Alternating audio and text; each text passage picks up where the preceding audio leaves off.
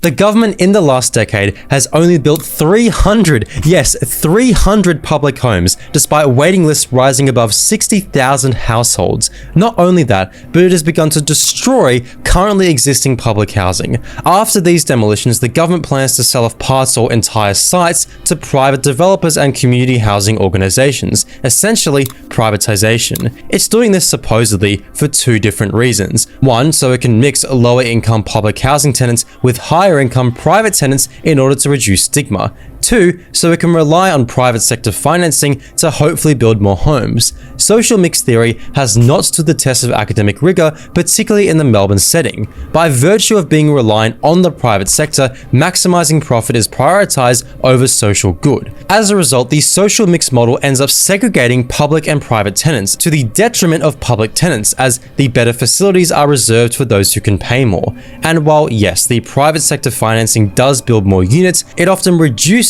the amount of bedrooms, and it's not as if the government can't build more units and bedrooms itself.